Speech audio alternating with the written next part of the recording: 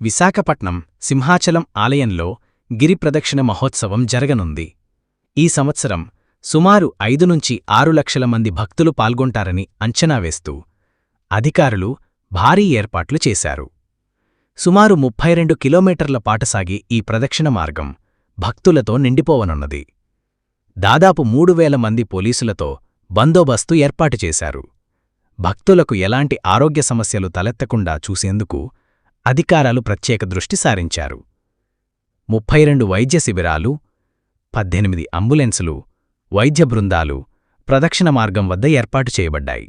భక్తులకు తాగునీరు, ఆహారం, విశ్రాంతి కేంద్రాలు వంటి సేవలు అందుబాటులో ఉండనున్నాయి.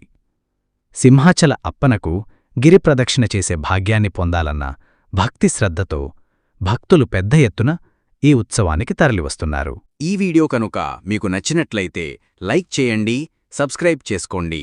ధన్యవాదాలు.